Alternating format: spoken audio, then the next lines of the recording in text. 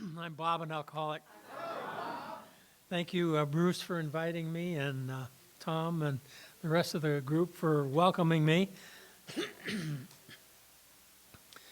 I was trying to get a cup of coffee so I could catch my throat thing, but the coffee wasn't ready, but that's all right. I'll forgive you.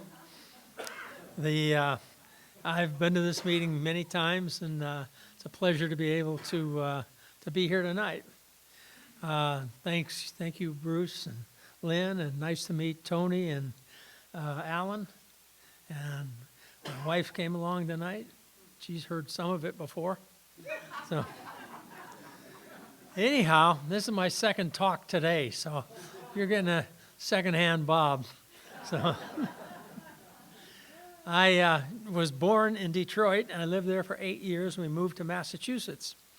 And I grew up in an Irish Catholic family in Massachusetts, and it was an idyllic sort of a situation. We had a baseball field out and back and a big garden and a pond across the street where we learned to swim and play hockey, and a trout stream that ran through our yard, and it grew up perfectly. Neither of my parents were alcoholic, and my brother and my sister are not alcoholic, but I was the spoiler. But it didn't happen right away.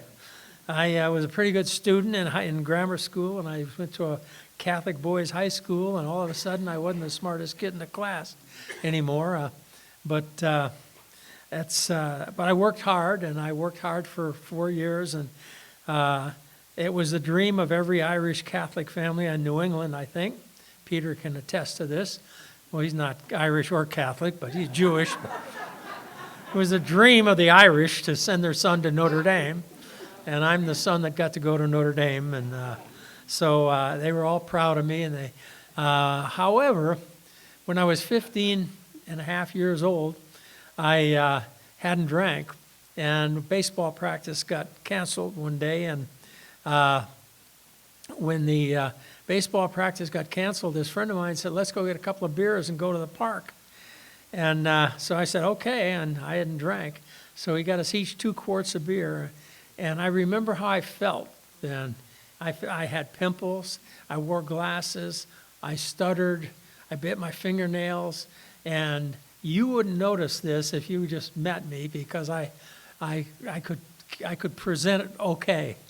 But this is how I felt. And I drank those 2 quarts of beer, and everything changed. You know, it was like the Wizard of Oz, where it went from black and white to Technicolor.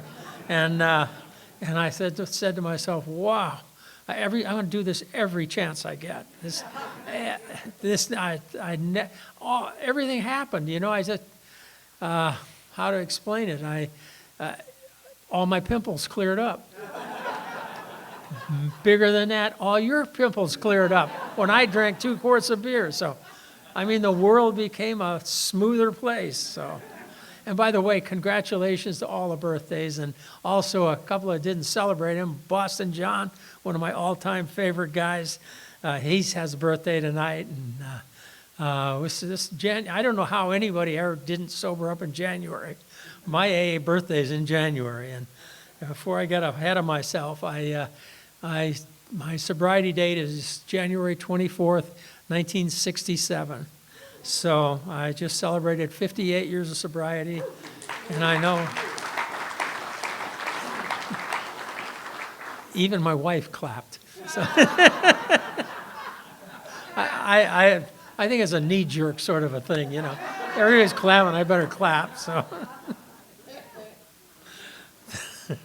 So anyway, I grew up, and I drank when I could through high school, but didn't drink too much. And every time I did, I got grounded. And so I graduated from high school. I went to Notre Dame. In my freshman year, they locked us up in the dormitories and couldn't get at alcohol. So as a result, I got good grades, and I came back, and I was like the poster boy for Notre Dame and New England and so on. And everybody's proud of me, and I went back for my sophomore year, and I learned the ropes. I learned how to get down the, careful Bruce, I learned how to get down the fire escape, and into town and how to get back out to the campus. And somebody, when I was a sophomore in college, as a joke, I was reading the South Bend Tribune one night and it had an ad that said Alcoholics Anonymous and a phone number. So as a joke, I just called the number with my friends around. And I told them I was from Detroit. I didn't tell them my name was John. I figured they'd track down and didn't want them to, I told them I was a transient. And so they said, you know where the South Shore bus station is? I said, I do. So he said, meet me there and I'll take you to a meeting. So I met him there. First of all, I dressed up like a bum. 1957, alcoholics and bums, so I dressed up like a bum, and I went down there and I walked in the bus station, and the guy walked in, he looked around, about half this many people, he picked me right out, said, come with me. Took me to the AA meeting, and I remember sitting there, and I don't remember too much of what they said, but they gave me the 20 questions when it was over, and I answered 19 of the 20 questions. And the one I didn't answer was this: have you ever been hospitalized or institutionalized because of your drinking? And I said no. And I didn't count the time that I was going back to the campus on a stolen bicycle, and the police were chasing me. And so I went into the cemetery, and they came after me, and I threw the bike out at the police car, and I climbed up over the 12-foot fence between the cemetery and the golf course, and I flopped over and broke my ankle. And I went back, I walked back, I limped back 1.5 miles inside the golf course to the fire escape, the dormitory, and went up the fire escape, and then the next morning went into the infirmary, and they kept me and put a cast on, and I did not consider that hospitalization because of my drinking. Or I would have answered all 20 questions, yes. So you can see my alcoholic thinking was taken off early, so. So, however, as I continue to drink, I continue to get in trouble, but it was bred into me, I believe, that you finish what you start. My family made some big sacrifices to send my brother, my sister, and myself to college. We were all going to college at the same time, 2 of us to Notre Dame, and made a big sacrifice. And so every time the heat got on, I would stop drinking. When I stopped drinking, I'd study hard for exams for a couple of weeks before, and I passed the exams, be moved on to the next grade, and so on. And finally, I graduated with my class, and when I graduated, within 2 weeks, you got a draft notice back then. You're going in the Army. So I got the draft notice, and I went down to the Navy recruiter, and I said, what can you do for me? And he said, you want to go to Navy OCS? And I'd seen the billboards, join the Navy and see the world, and it had Hawaii and the Mediterranean. And I said, I knew I was going to one of those two. And so I signed up. And so they sent me to Navy OCS in Newport, Rhode Island, and they locked me up again for like 18 or 20 weeks. And when you lock me up and keep me from alcohol, I can do most anything. And so I graduated, and they said, now you're an officer and a gentleman, and you can go to town. And so I went down to downtown Newport for the next 9 nights. And on the 10th day, I was up for court-martial as an officer. And they said, you're an officer and a gentleman. And I remained an officer for the next 4.5 years and a gentleman for something less than 24 hours. But my luck was seeming to take a turn for the worse. I got my first set of orders. It was not to the Mediterranean or Hawaii. It was to Kodiak, Alaska. It gets worse, lady. The day I got my uniforms back, I got a change of orders to go to Asmara, Eritrea, Ethiopia, about on the other side of Africa. How many thousands of miles from anything out from here, or from Massachusetts, where I was. But it was a long way, and it took me a week to get there. But I took my alcoholism with me, and I got over there, and the same sort of thing happened in a sense that I would drink uncontrollably, and I was a blackout drinker, and I didn't know what I did or where I was. I'd come to in the BOQ where I lived, and and the next morning and not have any recollection. And that's a tough way to live, and then have to go into work and wonder if they're going to ask any questions. So, but every time the heat got on, and the heat did get on, I would stop drinking. When I stopped drinking, I was everybody's friend. And I did my job and her job and their job, and they were happy with me until I started to drink again. And then it started to go bad. So, but the thing I had going for me, I think, the commanding officer was a big sports fan. And I had an ability to coach the sports teams. I'd played all the sports, and I knew how to coach them. And so he fired the football coach for the Navy. The Army was just pounding us. The Army had 1,200 people there, and we had 128. The Army had 8 teams, and they put all the best players on 2 teams, and they would just beat the tar out of the Navy. And so the commanding officer said, "You're the football coach." And so I started coaching them, and we started punching them out. And so we started doing well.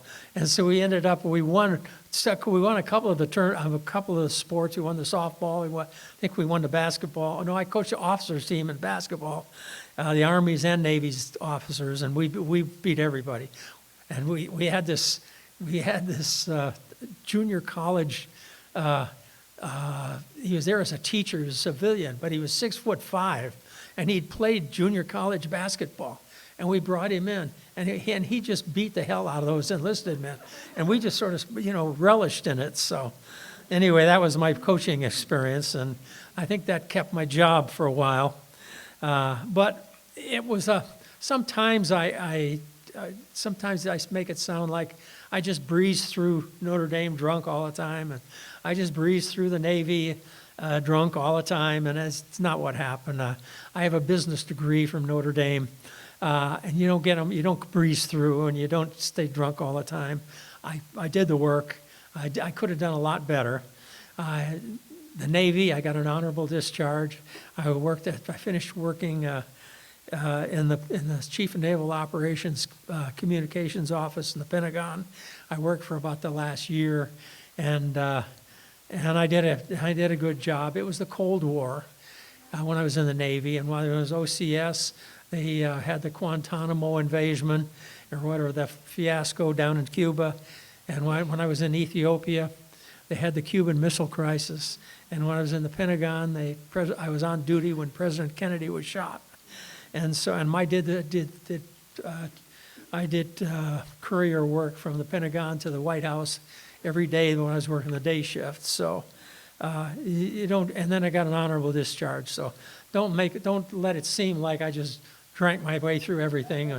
I didn't. I did my work, and I got my discharge, and I'm eligible for VA benefits I went there and never mind. All my friends who all cheat, guys in AA, you know who I'm talking about. They say, "Oh, you got to go to the VA, and you get all these benefits. They pay for all your medicine. They give you everything you need." So I go over there and I sit there. I get interviewed by the guy, and he sits for an hour and a half, and he tells me, he listens to me, and I show him my DD 214 or whatever it is, honorable discharge, and he said, "That's really great." He says, "But you make too much money, so you don't get anything." It's all right.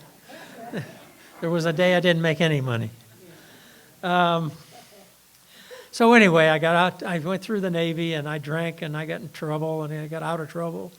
And I got a month before I was going to get out of the Navy. This friend of mine, Army officer, he said, "You ought to get married. You wouldn't drink so much." And, I don't have to finish that story in this room, right? Next month, I got married, and it got worse. She left me 40 times in the first year we were married. Literally, I mean, many times for a day at a time, a few times for a week at a time. But then I got fired from a couple of jobs because of drinking and not showing up to work, and my drinking was getting worse. And finally got a job that was transferred me out here to Southern California. And she heard that and jumped back on the bandwagon, forgave me immediately. Didn't forgive me, but sort of forgave me. So I came out here, and I drank out here in Southern California for a year and a half. And in that year and a half, I drove the freeways in a blackout, an average of 4 nights a week. And I would come to in my bed in Van Nuys at 5:30 in the morning, and I would walk outside to see if my car was in the park, on the lawn or in the driveway. And then I'd walk around the car to see if there was any blood or any dents in it. And then I'd pick up the newspaper and walk in. And 20 minutes later, I'd drive up to the corner at the Door of Gold in Fulton and Van Owen. And at 6 o'clock, I started drinking bourbon and water. And so it was getting worse and worse and worse. And finally, in January 1967, I got a hold of this priest that I'd met in Malibu at the retreat house. And he put me in touch with a woman in Alcoholics Anonymous, and she arranged to meet me at the Arlington group down in Los Angeles. And so I met her, and then didn't drink for a week, and went back at the same meeting, and Norm Alpe was a speaker. And if you're having a bad weekend or bad night, get a hold of Norm Alpe talk and listen to that, and it won't be quite as bad. He was a great guy. He became a great friend. We were both runners. And in fact, he died of a heart attack after a run on a Sunday morning when the rest of us are out at the Desert Roundup. But and he and I we were both salesmen. He said and I knew he talked about being a phony, and he said we all wore suits, and all salesmen wore suits and ties in those days, and we drive in the summertime. He said, I would drive all over the San Fernando Valley in the middle of August with my windows rolled up so people would think I had air conditioning. I understand that. Yeah. So anyway, I heard him, and then when I was 11 days sober, they suckered me into going on this retreat, this couples retreat down in Palos Verdes, and there I met my sponsor-to-be. His name was Warren Snyder, and his wife Betty, and they lived right across the driveway from Chuck C. and Elsa. And so Warren became my sponsor for the next couple of years, and then he got galloping leukemia, and he died within 4 days, I think, 4 or 5 days. And I didn't know where to turn, so I called his wife Betty, who was also on the program. She said, call Chuck. Before I get that far, I need to tell you that I became an activist. Warren got a hold of me, and he did what we do in Alcoholics Anonymous. He had me doing everything. I mean, when 6 months into it, I was answering phones at the central office. When I was a year sober, I was secretary of the Mason-Lassen meeting. It wasn't at Mason-Lassen then, but it was the biggest meeting in the Valley. And there was 200 people on a Friday night. And back in 1967, that's a lot of people. And I did everything. I came in, and after, I thought I was entitled to something. My first job was ashtrays, washing ashtrays. I never smoked, and they made me sick. Somebody had stolen about 200 of these Indian ashtrays, these great big 2-pound glass ashtrays, which are all stained and filthy, and I had to wash them every night. But I got promoted to coffee mugs. They hadn't invented styrofoam yet, so everybody had a coffee mug. So we washed all the coffee mugs, and another guy dried them. And then I was just in the middle, in the herd of Alcoholics Anonymous. And when I was a year and a half sober, they got me involved in general service. And I became a GSR, and then a district committee member. And then and after that, the treasurer for the Southern California Assembly area. And here, big stuff. And here I'm only, like 4 years sober. And starting ahead, when I was about 50 years sober, I went to what was then my home group, and they had a business meeting. And they said, and I asked the question, who's the GSR? And one of the old timers says, we don't need no damn GSR here. We're like, it's every man for himself or something. He didn't say it quite like that, but that's what it came up. I said, every group needs a GSR, and if you don't have one, I'll be one till you find one. For the next 3 years, I was a GSR. Nobody volunteered to take over. I mean, you talk about humiliation. When I became the GSR, I figured I was cinched to make the district committee member. They elect Marina ahead of me before she had her slip, and she was my boss. She was a district committee member, and here I'm just a GSR. So, I don't know what all. And I wasn't going to say any of that tonight, but she's all bundled up there. So anyway, and then there's Shelley. Shelley was another story. I haven't got time tonight. So anyway, I got totally involved in Alcoholics Anonymous. When Warren died, I called Betty. She said, go see Chuck. I went and saw Chuck. Chuck became my sponsor for the next 15 years until he died. And it just changed my life. Everything about it just changed my life. If we were to have a conversation, part of what would come out of me was what he had taught me. And here's the proof of the pudding. My daughters had heard me speak many times. Now they're in their 50s. They'd heard me talk many times. And about a year ago, my daughter said, everybody's talking about Chuck C. And can we give me one of his CDs? So I gave her one of his CDs. And she called me back. She said, Dad, he stole all your lines. So, anyway, she's the only one that believes that. So, anyway, I got totally involved in Alcoholics Anonymous. I'll tell you, the day before I came to AA, I got fired from my job. 3 days before that, they'd repossessed my car out of my driveway. I had a 16-day-old daughter, and my mother had flown out from Massachusetts to see this happy family, and it's all shredded. And I didn't know what to do or where to turn, and I just put one foot in front of the other, and I went to that first meeting, and then I went back, and my cousin helped me find a job a couple of weeks later, and I kept that job for a year. Sober, and got fired a year sober, and got another job and kept it for 9 months, and they sold the company and let me go, and that was without Elon Musk. They just did it. And anyway, they let me go, and here I am 22 months sober, and I'm thinking I'm really something, and I got no job, and I was humiliated. That Friday night meeting, by then I was the secretary of that meeting. And I mean, when you're secretary of a great big meeting, people, are attracted to you. They want to talk. They want to hear the good news. And I wasn't going to tell them anything. And, I was humiliated, and I was so ashamed. And so all week, from Tuesday until Friday night, I memorized what I would tell you if you asked me any question, so I wouldn't have to tell you I got fired, And so I had them all down pat. And so I got there at 6:30, and I started making the coffee. And about 20 minutes later, the first guy walked in, and he looked at me. He says, "What's the matter?" I said, "I got fired on Tuesday." And I wanted to just grab those words and shove them back down my throat.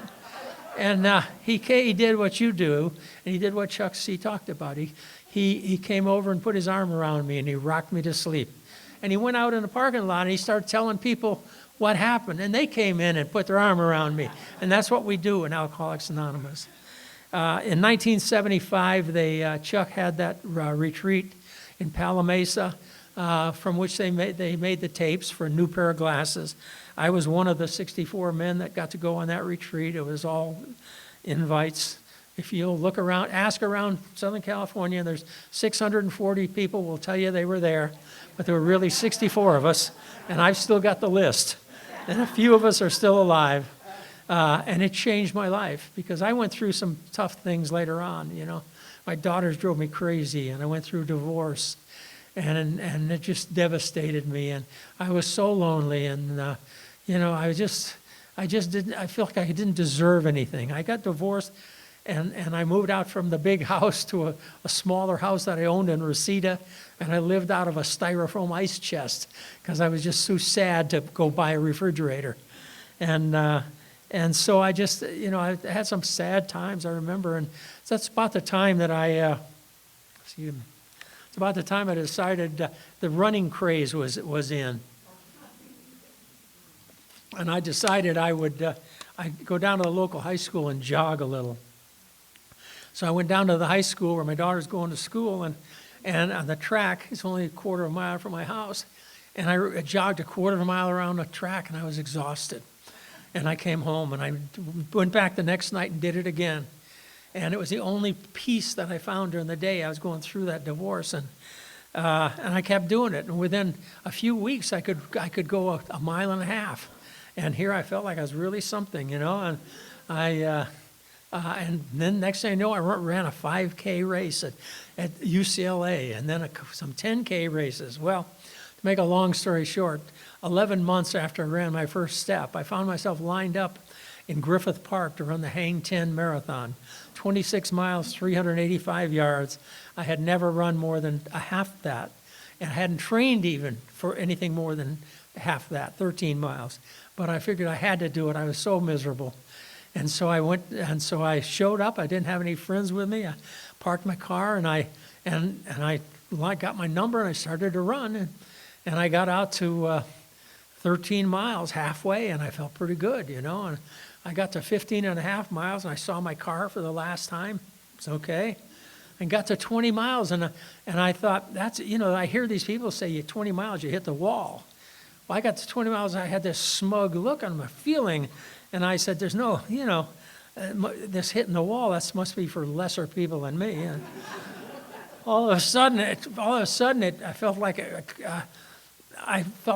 Mr. Potato Head, like somebody pushed a button, and my parts started falling off, and my left knee ground on every step, and I had 6 miles to go. And I thought to myself, I've got to finish this. I'm going through all this misery. So I slowed down some, but I still could. I just kept going as best I could. And as I kept going, I got close, got right up towards the finish line.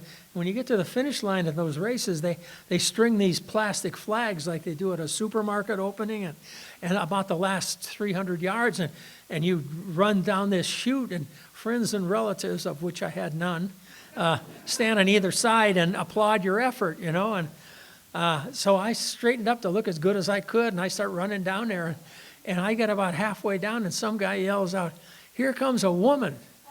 I hadn't seen a woman in 45 minutes, and I look over my shoulder, and this long-legged woman is bearing down on me. So all my macho came back. I said, no way, I'm going to let her pass me. So I started running like hell. And she just loped right up on my shoulder and said, Bob Regan, Bob Regan. And I looked at her, it was June G. She was 19 years old at the time. She'd been sober 6 years in AA. And my first words to her were, why do you wait 26 miles to humiliate me in front of all these people? And she said, I didn't run the race. I just saw you go by, so I jumped over the flags so I could run in with you.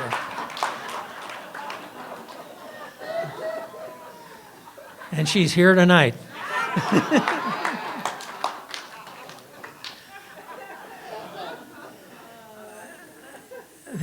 My daughters were supportive of my running, and I was getting ready about 4 months later I was going to go back to New York and run the New York City Marathon. And the night before, by then, I was completely separated, and my daughters were living with my ex-wife and me and going back and forth. And the night before I was going to go back to New York, I got a Kathy, the youngest one. She was 7. She was there, and I was washing the dishes, and she was sitting there in front of the news, like Tom Brokaw's news. And the last human interest segment there was somebody ran a marathon. This man ran a marathon. He trained for it. He had his whole family in New Jersey, and they all showed up to see him run it. And he ran a marathon, and he crossed the finish line and died. Had a heart attack and died. And she's sitting there watching this, and I'm drying dishes thinking, how am I going to explain this one? And she didn't say a word, and I didn't say a word. And I put her to bed a little while later, and she says, Daddy, do you think you're going to You think you're going to die when you run that marathon? And I said, oh, I'm pretty sure I won't, Kathy. I trained pretty hard, and I should be okay. And she said, well, you don't have to worry, because if you die, I'm not going to let them bury you. I'm going to keep you in my closet. So how much more love can you get from a 7-year-old than that, huh? So about 30 years ago, I moved out here. I'd bought a house out here in Oxnard Shores, and I sold my other house and moved out here. And I was, trying to get familiar with Ventura County. And I went to a meeting, about half this size, and I didn't know anybody. And I'm standing there, and this guy comes up to me, this newcomer comes up to me, and he says, where'd you go for treatment? I said, I went to jail. Yeah, Michelle, they didn't have any treatment centers then. So, but I got acclimated, and I got here, and I got familiarized, and I met people, and I met more people and more people. And the thing that you need, if I forget to say anything else, it's if the people around you, the people that surround you in Alcoholics Anonymous, there must be 20 of them in this room that I'm close to, and they're close to me. They support me, and Billy gets my seats. Billy helps me get to the next hole. Jeff takes care of the golf sometimes for us. Just on and on. And Boston John, and these guys, they're all over us, and we're all over them. And about 2 years ago, what are your slave names? What were they? Marty and Debbie. Marty and Debbie moved out 2 years ago, and they said, and I said in this other meeting today, they came storming into Southern California from New York in a Jeep, and he's driving like a madman, and she's like a machine gun shooting out the window. And I said, just like Bonnie and Clyde, and so I nicknamed them Bonnie and Clyde, and it seems to have stuck. But I'll tell you, they do service in AA just like nobody you ever saw. They are everywhere. And so I think the name of the game is service. The name, and it's the crew of people that are around you. You gravitate towards them, they gravitate towards you, and we have a good life. I still live by the precepts of what I learned from Chuck C. He made statements like, when somebody would do me wrong, he'd say, if they knew better, they'd do better. You know them all. You know them all. You know them all. You know all of them. And so just everything about it just brought this goodness, this calmness. Nobody ever said I was calm. Well, I don't get it much anymore either. But it brought a peacefulness and a calmness in my life. And I'm going to embarrass her, I guess. I'll tell you a quick story and then sit down. 30 years ago, I was out here. I moved out here permanently, and I went to a speaker meeting over in Camarillo.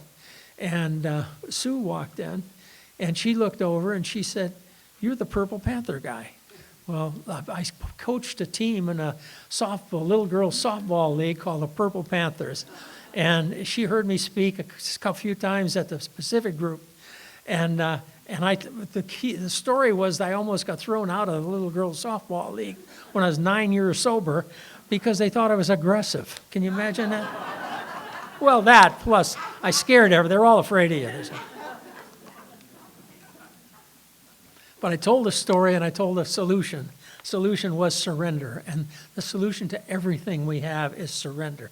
Let it go. Don't let it bother you. Don't go to bed with a problem like that. So she said, "You're the Purple Panther guy." And I said, "Yeah, I guess I am."